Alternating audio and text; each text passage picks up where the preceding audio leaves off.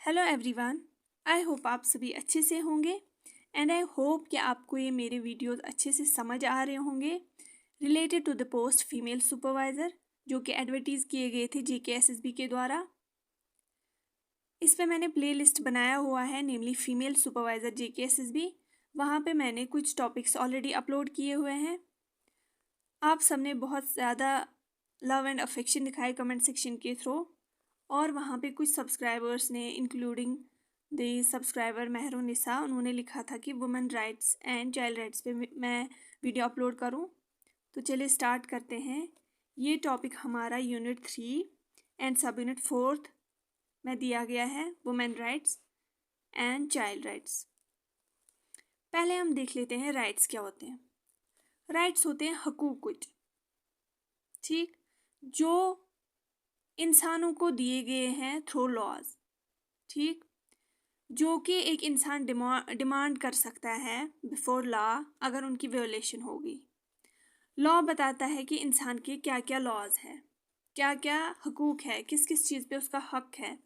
अगर वो हक उस इंसान से छीने गए तो जो इंसान वो छीनेगा उसको क्या माना जाएगा, क्रिमिनलाइज किया जाएगा, वैसे इंसान को उसको सज़ा मिल सकती है, ठीक। तो डिफरेंट लॉज है, डिफरेंट राइट्स है रिलेटेड टू द ह्यूमंस, जिसमें हमें यहाँ पे पढ़ने हैं particularly women rights and child rights. इस सब यूनिट में वुमेन राइट्स जो है वो धीरे धीरे औरतों को हक मिल रहे हैं, ठीक। जैसे कि हमें पता है पहले कितना ज़्यादा वायलेंस हो रहा था वुमेन्स के रिलेटेड, लाइक फीमेल फिटिसाइड हो रहा था, बच्चों को, औरतों को पैदा होने से पहले ही उनको मारा जाता था माँ के पेट में ही, या डाउरी सिस्टम था जहाँ पे एक औरत को शादी के टाइम ससुराल वालों को दहेज देना पड़ता था, या सती सिस्टम था जहाँ पे औरत को जलाया जाता था इन हिंदुइज्म, जहाँ पे अगर उनका हस्बैंड मर जाता था तो उनको भी जलाया जाता था। तो बहुत ज़्यादा डिस्क्रिमिनेशन हो रही थी टुवर्ड्स वुमेन्स। फिर क्या किया गया कि धीरे धीरे औरतों को हक मिलने लगे before the eyes of law, ठीक। जो भी इंसान उन राइट्स को वायोलेट करता तो उसको सज़ा मिलती थी, ठीक। वो होते हैं वुमेन्स राइट्स। बाद में हम चाइल्ड राइट्स भी पढ़ेंगे, अभी हम फिलहाल वुमेन राइट्स पढ़ेंगे। क्या बताया जा रहा है कि वुमेन राइट्स जो हैं इंडिया में वो बढ़ रहे हैं धीरे धीरे, औरतों को उनका हक दिया जा रहा है, लेकिन आज जो उनको हक है वो हमेशा से नहीं थे। वुमेन्स ने बहुत ज़्यादा चैलेंजेस फेस किए हैं, बहुत ज़्यादा मुश्किलें फेस की है, ठीक। उनको एजुकेशन फील्ड में एजुकेशन नहीं मिलती थी, मर्दों को ज़्यादा प्रेफरेंस दी जाती थी, औरतों को नहीं दिया जाता था प्रेफरेंस, फैमिलीज़ में हो चाहे सोसाइटी में हो, ठीक। वर्क प्लेस डिस्क्रिमिनेशन होती थी उनके साथ, मीन्स कि औरतों को प्रमोशन नहीं दिया जाता था चाहे उनके पास कितनी भी नॉलेज हो। तो इस टाइप की डिस्क्रिमिनेशन होती आ रही है पहले से ही वुमेन्स के साथ। तो उस चीज़ को ओवरकम करने के लिए गवर्नमेंट ने या लॉ ने क्या किया, उन्होंने वुमेन्स को हक देना स्टार्ट किया, ठीक। मीन्स कि क्रिमिनलाइज किया गया डाउरी सिस्टम। जो मर्द औरत से शादी के टाइम दहेज लेगा ज़बरदस्ती तो उस मर्द को या उनकी फैमिली को सज़ा मिलेगी, ठीक। Promoting gender equality, gender equality promote की गई। जेंडर मीन्स कि ऐसा चीज़ जो सोसाइटी में कंस्ट्रक्ट किया गया हो, मीन्स कि पहले क्या किया जाता था, औरत सिर्फ पकाएगी और मर्द सिर्फ जॉब पे जाएगा। अगर औरत जॉब पे जाती तो उसको नीची नज़र से देखा जाता था। तो मीन्स के कुछ रोल्स दिए जाते थे मर्द को और औरत को, कन्फाइंड होते थे कि मर्द खाना नहीं पका सकता, औरत क्या क्या नहीं कर सकती, जॉब पे नहीं कर जा सकती। तो ये कुछ अगर हम देखा जाए तो औरत को रिस्ट्रिक्ट किया जाता था घर पे, तो ये कुछ इनइक्वालिटी हो जाती थी। तो लेकिन क्या किया गया कि औरत को भी उसके हक मिलने लगे, मीन्स की जेंडर इक्वालिटी हो गई, ठीक, धीरे धीरे सोसाइटी में। जेंडर हमें बाद में भी पढ़ना है, इसका अलग से सब यूनिट है, ये मैंने बस आपको यहाँ पे शॉर्ट डेफिनेशन बताई या इन्फॉर्मेशन दी। अब सिग्निफिकेंस क्या रहते हैं वुमेन राइट्स की, जो औरतों को बराबर मर्द के जो है मर्द के राइट मतलब साइड में उनको बराबर जो हक मिल रहे हैं वो क्यों मिल रहे हैं, ठीक। क्योंकि प्रमोट करना है इक्वालिटी, जैसा मर्द है वैसे औरत भी है।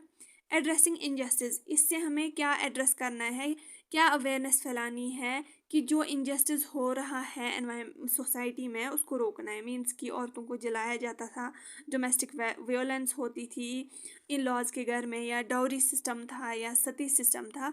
ठीक, लीगल एडवोकेसी मीन्स कि लीगली इस पे स्टैंड लिया जा सकता है फिर। ठीक, वुमेन्स को एम्पावर करना है।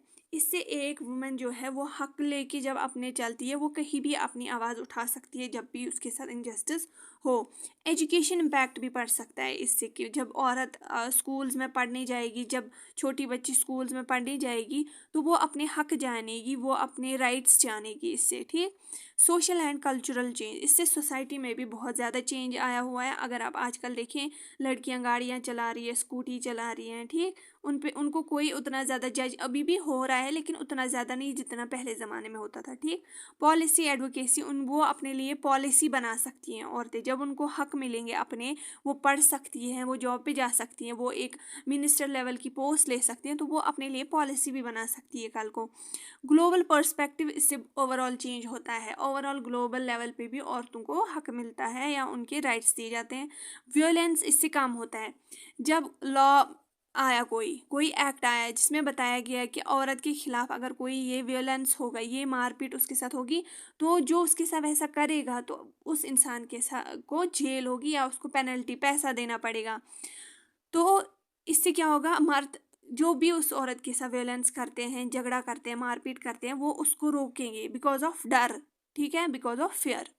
इकोनॉमिक इम्पैक्ट भी पड़ेगा इनसे। जब औरत भी कमाने जाएगी, उसको उसके हक मिलेंगे, प्रमोशन मिलेगी उसको कहीं पे जॉब में, तो क्या होगा, वो भी कंट्रीब्यूट करेगी इकोनॉमी में, ओवरऑल नेशन में। ठीक, हेल्थ एंड वेल बींग, औरतें जब पढ़ेंगी लिखेंगी, अपने हुकूक बराबर लेंगे, तो उससे हेल्थ एंड वेल बींग भी डेवलप होगा। ये थे सिग्निफिकेंस ऑफ वुमेन राइट्स। तो क्या बोला जाता है कि अब हम यहाँ पे देख लेते हैं कि हिस्ट्री में क्या क्या हुआ, कैसे कैसे चेंजेस हुए और आगे जाके ये प्रोग्रेस कैसे हुआ। ठीक, इसका हिस्टोरिकल पर्सपेक्टिव देख लेते हैं हम। एंशिएंट पीरियड में क्या किया जाता था, बहुत सारी इंडियन टेक्स्ट्स थी। ठीक, वैदिक बुक्स थी या इस्लामिक बुक्स थी, है भी, जहाँ पे एजुकेशन दिया जाता था वुमेन्स को, बट टू सम एक्सटेंट। ठीक, फिर आया medieval period, social and cultural norms became more restrictive. Medieval period में बहुत ज़्यादा रिस्ट्रिक्टेड सोसाइटी हुई टुवर्ड्स वुमेन।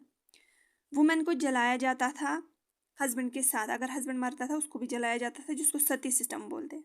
ये सब जो है ये बहुत ज़्यादा बढ़ गया किस पीरियड में, मेडिवल पीरियड में। ठीक, कॉलोनियल सिस्टम जब आया इंडिया में, जब ब्रिटिश पीरियड आया, तब थोड़े बहुत चेंजेस भी आए। ब्रिटिश पीरियड का बहुत नेगेटिव इम्पैक्ट भी है, बट पॉजिटिव इम्पैक्ट भी है टू सम एक्सटेंट इंडिया में। मीन्स कि बहुत सारे ऐसे चेंजेस लाए गए टुवर्ड्स वुमेन्स। एबॉलिश किया गया सती सिस्टम, या जो छोटे बच्चों को शादी करते थे 18 साल से पहले, लड़कियों को जो कि उस टाइम नाबालिग होती थी लेकिन शादी कराई जाती थी, ये थे कुछ सोशल इवल्स। तो इनको एबॉलिश किया गया, इनको ख़त्म किया गया किस एरा में, कॉलोनियल एरा में। फिर independence and post independence time में क्या किया गया, 1950 में इंडियन कॉन्स्टिट्यूशन आया जहाँ पे लीगल रिफॉर्म्स लाए गए। ठीक, वहाँ पे प्रोटेक्ट किया गया वुमेन राइट्स को और इक्वालिटी प्रमोट की गई। अगर हम ईयर्स की बात करें तो 1970 एंड 1980 में क्या किया गया, वुमेन मूवमेंट्स जो है गेन मोमेंटम। मीन्स कि औरतों ने स्ट्राइक करना स्टार्ट किया, औरतों ने अपने हक के लिए लड़ना स्टार्ट किया। ठीक, dowry related violence and female foeticide जो है, ऐसे चीज़ों को फोर फ्रंट पे लाया गया, ऐसी चीज़ों पे बात की गई और औरतों ने अपने हक के लिए बात करना स्टार्ट किया। ठीक है, फीमेल फिटिसाइड पे मैंने अच्छे से वीडियो बनाया है, प्लेलिस्ट पे है, अगर आपको वो पढ़ना है तो आप पढ़ सकते हैं। ठीक है, जो कि सोशल इविल्स में है हमारे सिलेबस में। ठीक, 1990 ऑनवर्ड्स के बाद क्या हुआ कि इकोनॉमिक रिफॉर्म्स आए, वुमेन्स को एजुकेट किया गया। मीन्स कि बोला गया अगर मर्द जॉब पे जाता है तो औरत भी जा सकती है, अगर मर्द पढ़ने जाता है तो औरत भी जा सकती है। गवर्नमेंट ने ये बहुत सारे स्टेप्स लिए 1990 के ऑनवर्ड्स। 21st सेंचुरी में बहुत सारी चेंजेस आई। मीन्स कि एक्ट्स आए डिफरेंट। 2005 में protection of women from domestic violence, जो वुमेन्स के साथ इन लॉज में मतलब उनको मारा पीटा जाता था, उसके रिलेटेड उस चीज़ को रोकने के लिए ये एक्ट आया था 2005 में, वुमेन पार्टिसिपेटिंग। उसके बाद वुमेन्स ने पॉलिटिक्स में अपना मतलब खड़ा हुई, या वर्क फोर्स में वो जॉब पे जाने लगी, वो पॉलिटिक्स में आने लगी। ठीक, फिर अब आते हैं कुछ की माइलस्टोन्स, मतलब कि ऐसा क्या आया वुमेन राइट्स के हक में, वुमेन्स के हक में, जिसने हिस्ट्री क्रिएट की, जिसने एक नींव पैदा की वुमेन राइट्स के लिए। ठीक है, फर्स्ट इज 1929 में चाइल्ड मैरिज रिस्ट्रेंट एक्ट आया, जिसको शारदा एक्ट भी बोलते हैं, ये आप याद रखिएगा। ठीक, इसमें चाइल्ड मैरिज को टोटली एबॉलिश किया गया। बोला गया कि 18 साल से नीचे के मर्दों की शादी नहीं कराई जाएगी, लड़कों की शादी नहीं कराई जाएगी, और 14 साल के नीचे की लड़कियों को की शादी नहीं कराई जाएगी। ठीक, और जो भी पेरेंट्स या गार्डियंस ऐसा कोई क्राइम करेंगे उनको सज़ा मिलेगी, उनको जेल हो सकती है। और इस एक्ट में बोला गया कि एजुकेशन सबको मिलेगी और मिलनी चाहिए। ठीक, फिर आया 1956 में हिंदू सक्सेशन एक्ट। ठीक है, पहले पहले क्या किया जाता था, बस बच्चे को ज़मीन मिलती थी। ठीक है, प्रॉपर्टी मिलती थी पेरेंट्स की, मतलब कि सन को बस पेरेंट्स की प्रॉपर्टी मिलती थी। उसकी वजह से जब कल को फीमेल अपने ससुराल जाती थी उसके खिलाफ बहुत वायलेंस होती थी। तो इस एक्ट के मुताबिक क्या बोला गया है कि फैमिली में लड़की को भी उसका हक मिलेगा। ठीक, इक्वल इनहेरिटेंस मीन्स कि प्रॉपर्टी, चाहे ज़मीन हो चाहे पैसा हो, जो भी है फैमिली में, लड़की को भी हक मिलेगा। ये सारे कुछ हकूक है औरतों को जो दिए गए एक्ट्स के रिलेटेड। ठीक है, 1961 में डाउरी प्रोहिबिशन एक्ट आया। ठीक है, फिर इसी में कुछ चेंजेस लाई गई 1986 में, जिसमें क्या किया गया, न देना है और न लेना है, क्या, दहेज। इस चीज़ को रोका गया, इस चीज़ को एक क्राइम माना गया, जो भी ये करेगा उसको पेनल्टी या जो है इम्प्रिजनमेंट होगी। ठीक, फिर आया 2001 में supreme court ruling on Vishakha guidelines. ठीक, एक केस आया, कोर्ट के पास एक केस आया जिसमें एक फीमेल थी विशाखा और उसके साथ कुछ बंदे थे। उन्होंने केस फाइल किया कोर्ट में, किसके खिलाफ, स्टेट ऑफ राजस्थान। ठीक है, राजस्थान की गवर्नमेंट के खिलाफ। ठीक है, उन्होंने बोला, क्या बोला कि employers we mandated to create, जहाँ पे उन्होंने गवर्नमेंट को बोला कि उनको एक इंटरनल कंप्लेंट कमेटी जो है वो बनाना चाहिए, कहाँ पे, जहाँ पे भी औरतें काम करती हैं। पहले क्या होता था, जहाँ पे औरतें काम करती थी वो अगर देर रात तक उनको काम करना पड़ता था किसी कंपनी में, तो उनके साथ सेक्सुअल हरासमेंट होती थी, उनके साथ मार छेड़खानी करते थे। तो फिर क्या किया, इन्होंने कोर्ट के पास अपना केस दर्ज किया और बोला कि ऐसे सेल्स जो हैं, इंटरनल कंप्लेंट कमेटी या ICCs बनानी चाहिए किसी भी कंपनी में, जहाँ पे एक औरत मतलब वो कंप्लेंट फाइल करे किसी भी सेक्सुअल हरासमेंट के खिलाफ। तो फिर क्या किया सुप्रीम कोर्ट ने, supreme court ruling on Vishakha guidelines, उन्होंने क्या किया, उन्होंने ये बोला कि हर कोई कंपनी ये जो है इंटरनल कंप्लेंट कमेटी बनाएगी, जहाँ पे एक वुमेन जो है अगर उसके साथ कंपनी में जॉब के दौरान सेक्सुअल हरासमेंट हुआ तो वो अपनी कंप्लेंट फाइल कर सकती है। ठीक है, 2005 में protection of women from domestic violence act आया। ठीक, physical, sexual, verbal, emotional, economic, जो भी इस किस्म का वायलेंस होगा, चाहे उसको बुरा भला कोई बोले या मारपीट करे, उसके साथ कोई सेक्सुअल हरासमेंट करे इन लॉज में, या वर्बली उसको कुछ मतलब बुरा भला या उसको हर्ट करने की कोशिश की, या पैसों के रिलेटेड उसको हर्ट करने की कोशिश किया जाए औरत को, या मदर को या सिस्टर को, या लिव इन पार्टनर्स जो होते हैं आजकल के, बिना शादी के दो कपल रहते हैं, वहाँ पे अगर उसके साथ औरत के साथ डोमेस्टिक वायलेंस हुआ तो वो क्या कर सकती है, केस फाइल कर सकती है और उसके ग्रांटिंग मॉनेटरी रिलीफ, उसको पैसा मिलेगा, और जो उसके साथ ऐसा करेगा उसको जेल हो सकती है। ठीक, 2013 मार्च 19 में एक एक्ट आया, निर्भया केस, आप सबने सुना होगा कितना वो केस सीरियस हुआ था, जहाँ पे उसके साथ गैंगरेप हुआ था दिल्ली में। तो फिर क्या किया, कोर्ट ने ऑर्डर निकाला।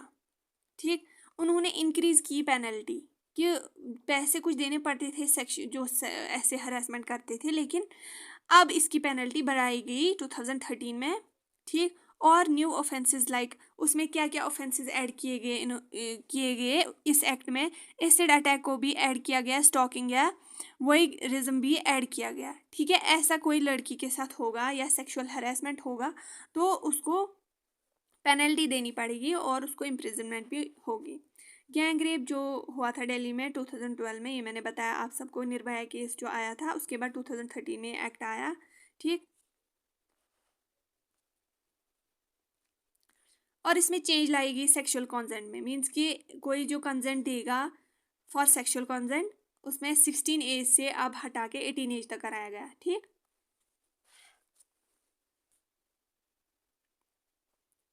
2017 अप्रैल 1 में मैटरनिटी बेनिफिट आया, ये एक एक्ट था।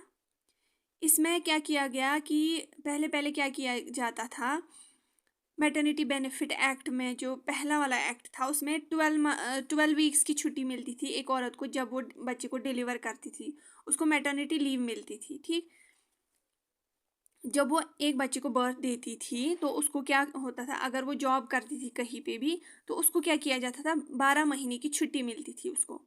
लेकिन फिर इस एक्ट में अमेंडमेंट लाएगी 2017 में, चेंजेस लाएगी कि अब 12 महीने नहीं 26 वीक्स की छुट्टी मिलनी चाहिए एक औरत को। ठीक, जब वो अपने बच्चे को बर्थ दे। ठीक,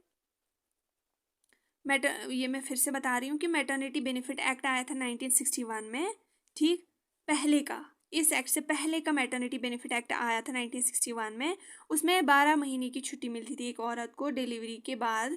लेकिन फिर 2017 में मैटरनिटी बेनिफिट अमेंडमेंट, जहाँ पे अमेंडमेंट आपको दिखे तो समझना कि एक्ट पहले आया था फिर उसमें इस ईयर पे चेंज करी गई। ठीक है, फिर 26 वीक्स की छुट्टी मिलती थी एक मदर को। ये भी यहाँ पे भी हमें दिखाता है कि कितनी चेंजेस आई सोसाइटी में वुमेन्स के towards because of these acts and because of women rights. ठीक, और अगर किसी ने सरोगेसी के थ्रू अपना बच्चा, मतलब कि सरोगेसी मीन्स कि उसने अपने पेट में बच्चा नहीं पाला बल्कि उसने किसी और औरत के बच्चे में क्या किया कि अपना ओवम ट्रांसफ़र कराया और फिर वहाँ पे बच्चा ग्रो हो रहा है दूसरी औरत के पेट में, लेकिन उनके स्पर्म और ओवम के ज़रिए, तो उस केस में 12 महीने की छुट्टी मिलती है एक औरत को। ठीक, इस एक्ट के द्वारा क्रैश फैसिलिटी भी दी गई जहाँ पे 50 एम्प्लॉयज़ वर्क करेंगे।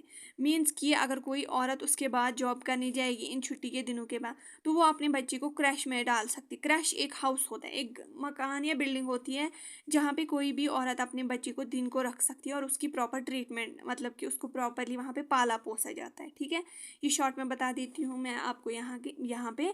उसके अलावा ये प्रॉपर एक यूनिट सब यूनिट है, लास्ट यूनिट है हमारा, तो वहाँ पे अगर आपको पढ़ना होगा तो आप ये कमेंट सेक्शन में लिख सकते हैं। ठीक है, यहाँ पे मैंने आपको शॉर्ट में बताया कि क्रैश फैसिलिटी क्या होती है और वुमेन क्या कर सकती है, 4 बार दिन को उधर जा सकती है जॉब के द्वारा भी।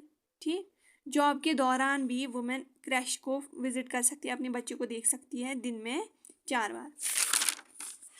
फिर आया था दूसरा ट्रिपल तलाक बिल 2019 में। According to Islamic view point क्या किया बोला जाता है कि अगर मर्द चाहता है कि वो अपनी औरत को तलाक दे तो उसको मुंह से बस बोलना होता है तलाक तलाक तलाक 3 बार, तो क्या हो जाता है, तलाक माना जाता है। लेकिन इंडियन गवर्नमेंट ने क्या किया, उन्होंने बोला कि ये वुमेन के खिलाफ क्या होता है, एक ज़्यादती हो रही है। अगर वो ना भी चाहे तो उसको आसानी से तलाक मिलता है और वो फिर सफ़र करती है लेटर ऑन। इसको बोला गया तलाक बिद्दा। ठीक है, तो इस चीज़ को रोकने के लिए गवर्नमेंट ने एक लॉ लाया, एक एक्ट लाया ट्रिपल तलाक बिल 2019 में, जहाँ पे रोका गया इस चीज़ को कि 3 बार तलाक बोलने से जो है डाइवोर्स नहीं होगा और जो ऐसा करेगा उसको 3 इयर्स की इम्प्रिजनमेंट होगी। ठीक है, फिर आया वुमेन रिजर्वेशन बिल। ये अभी पास नहीं हुआ है पार्लियामेंट में, बट इस पे बात की जा रही है कि 1/3 ऑफ सीट्स जो है लोकसभा में वो वुमेन्स को मिलेगी। ठीक, इससे क्या होगा कि वुमेन्स जो है वो मतलब कि वो पार्लियामेंट में अपनी बात जो है रख सकती हैं, ताकि कुछ पॉलिसीज़ बनाई जाए ताकि वो अपने जो भी उसने फेस किया होगा वो सारी औरतों को रिप्रेजेंट करे और डिफरेंट पॉलिसीज़ बनाए औरतों के लिए। तो इस चीज़ के लिए 1/3 ऑफ सीट्स जो है वो लोकसभा में इस चीज़ की बात की जा रही है कि उसके लिए रिजर्व रखी जाए। ठीक, अभी बिल पास नहीं हुई है। ठीक है, सेक्शंस अब देख लेते हैं इंडियन कॉन्स्टिट्यूशन में कौन कौन सी है related to the women rights या equality. Article 14 equality before law, ये कोई भी डिस्क्रिमिनेशन को रोकता है रिलीजन, रेस, कास्ट, सेक्स और प्लेस ऑफ बर्थ के बेसिस पे। सेक्स यहाँ आता है मीन्स कि मेल और फीमेल, फीमेल के साथ अगर कोई भी भेदभाव हुई तो वो इस चीज़ को रोकता है। कौन? आर्टिकल 14, ठीक है। आर्टिकल 15(1) ये रोकता है प्रोहिबिट मीन्स कि रोकता है डिस्क्रिमिनेशन। डिस्क्रिमिनेशन मीन्स कि भेदभाव रोकता है on the basis of religion, caste, race, sex और प्लेस। यहाँ पे इक्वालिटी बिफोर लॉ, यहाँ पे प्रोहिबिट्स डिस्क्रिमिनेशन, ठीक है। Article 15(13) permits the state to make special provisions for women and children. ये स्टेट्स को हक देता है कि वो कोई भी लॉ बनाए for womens and childrens. Special laws बना सकते हैं वो फॉर वुमेन्स एंड चिल्ड्रंस, ठीक है। Article 16 equality of opportunity in matter of public employment prohibits discrimination based on sex. इस आर्टिकल में बताया जा रहा है कि सेक्स के बेसिस पे जॉब नहीं मिलनी चाहिए, सबको मिलनी चाहिए, चाहे फिर वो औरत हो मर्द हो, सबको इक्वल रिजर्वेशन होनी चाहिए औरत के लिए। ये मतलब कि on the basis of sex discrimination नहीं होनी चाहिए ड्यूरिंग प्रोवाइडिंग पब्लिक एम्प्लॉयमेंट, ठीक है। आर्टिकल 13(a) क्या बोलता है? Direct state to ensure citizens man and women equally have the right to an adequate means of livelihood. Means कि livelihood हर किसी को अच्छा होना चाहिए, वुमेन हो या मैन हो। आर्टिकल 42 क्या बोलता है? Provides for justice and human condition of work and maternity relief, ठीक। जस्टिस प्रोवाइड करता है for maternity relief. Article 15(1)(a)(e) duty of every citizen to renounce practices derogatory to the dignity of women. कोई भी ऐसा काम नहीं होना चाहिए जो एक औरत के खिलाफ डिसरिस्पेक्टफुल हो, ठीक। ये आर्टिकल उस चीज़ की बात करता है। Article 243D reserve seats for womens in panchayat. Panchayat में वुमेन्स के लिए सीट्स रिजर्व रखी गई है। ये बहुत इंपॉर्टेंट है, ये आप याद रखिएगा, ये सारे बहुत ही इंपॉर्टेंट है, आपको बस कीवर्ड्स याद रखने हैं, ठीक है। आर्टिकल 243D ये रिजर्व सीट्स रखता है वुमेन्स की इन म्यूनसिपैलिटी, ठीक। Article 325 and 326 guarantee equal opportunity for man and women in matters relating the employment और appointment to any office under the state. Means कि ये गारंटी प्रोवाइड करता है कि वुमेन एंड मैन को इक्वल अपॉर्चुनिटी मिलेगी कहीं पे भी जहाँ पे एम्प्लॉयमेंट देने की बात हो या प्रमोशन होने की बात हो, प्रमोट होने की बात हो, ठीक है। आई होप यहाँ तक आप सबको समझ आया। यहाँ तक समझ आया तो लाइक करिए पहले, ठीक है। It will take just a second.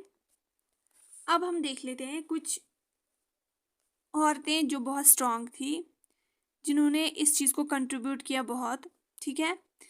Before independence की बात है ये जस्ट एडिशनल पॉइंट है, ठीक है। 1847 की बात है। पेरिये चरण सरकार जो है ये फॉर्मर स्टूडेंट थी हिंदू कॉलेज ऑफ कैलकाटा। पहले हिंदू कॉलेज कैलकाटा की स्टूडेंट थी, ठीक है। और फिर ये मेंबर ऑफ यंग बंगाल बन गई लेटर ऑन। इन्होंने first free school for girls खोला, मुफ्त स्कूल जहाँ पे लड़कियां पढ़ सकती है, फर्स्ट, ये याद रखना, ठीक है। 12/7 कैलकाटा में। फिर है Savitri by Phule, first women educator in India, ठीक है। ये फर्स्ट वुमेन एजुकेटर है इंडिया की जो पढ़ाती थी, फर्स्ट वुमेन टीचर, ठीक है।